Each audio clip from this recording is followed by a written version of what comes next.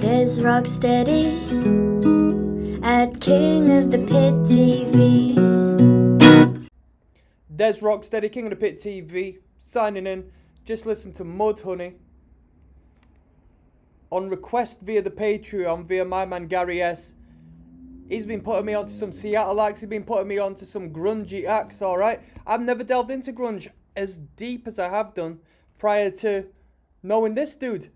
And I gotta respect that, because I've never listened to Mudhoney before. We put Mudhoney on. The title of the record is Superfuzz Bigmuff. Now, we've had a later version of the album, perhaps with an additional bunch of songs. There's definitely a fair few covers on here. I don't know any of the originals as far as the covers are concerned, so can't comment as to whether they gave them justice or not, in all honesty.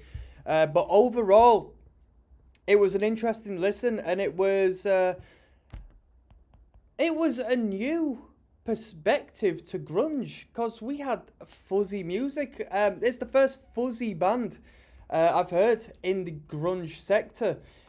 Initially at the start of this record, and the comment section sort of reinforced that opinion. I don't need these on no more. We heard a lot of Nirvana. Or should I say we hear a lot of Mudhoney in Nirvana. A lot, whether it be the vocal style, the guitar work, the drumming. We heard a lot which would go on to most certainly influence Nirvana, because I don't see how it wouldn't have. Now, the positives of this record is, I don't know if I was listening to a remaster. I assume perhaps it was a remaster. But first positive is, this was put out in 1988, yeah? This record, the original writings, definitely sounded ahead of their time. Definitely sounded ahead of their time. The sound was really good. Very modern. The writing was really modern. So that was good. The lead guitars were very tasty. The riffs, there were some good riffs in there. There were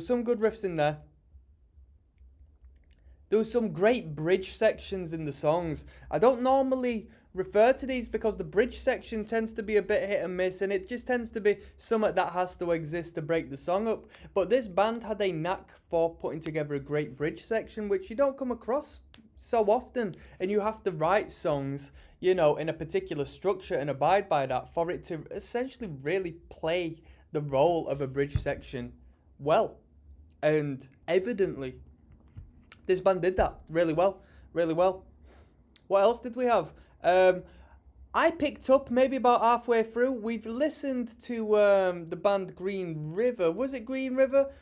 Which supposedly was the roots of what was to become of grunge. And that was recommended by my man as well.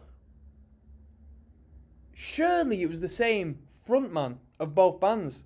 Because Green River, I said, it sounds like this guy could have been in Gangrene, which is like a hardcore punk act, which I didn't really follow to too late, because they didn't end up that good in my opinion, as far as the choice they made.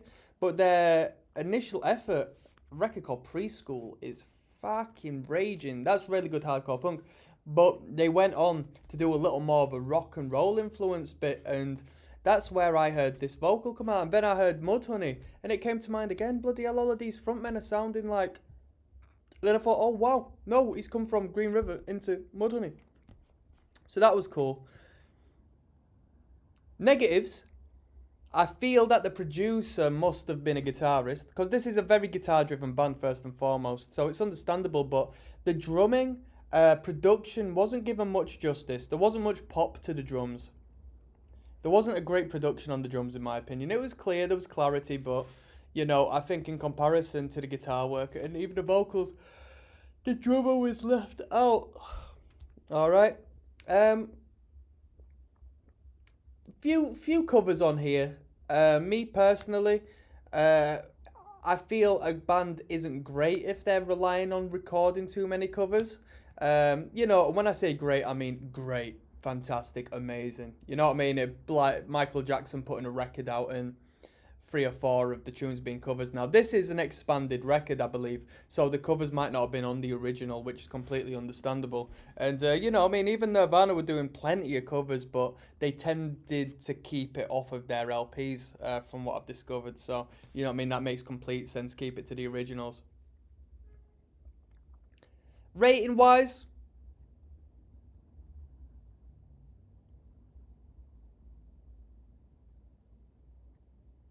I think the latter half let the record down. 4.5 out of 10, which could have been a 6 if the consistency stayed.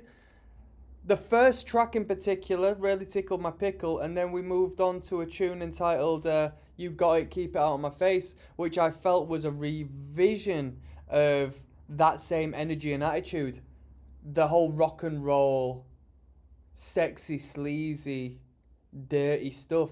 I wanted to hear more of that personally, because I felt that really suited it. Or at least, you know, I'm projecting my own tastes upon it. It suited my tastes, right? It suited my tastes. So I would have liked to have heard a little more than that. I'm going to have a little look into the information in regards to this album and this band as a whole. So we're going to continue onwards in our journey of Mudhoney. If you want me to check out more, let me know. And you know what I mean? What you like, I like. We're going to deep dive into all of the bands you enjoy, alright? So that's me signing out. Peace, one love.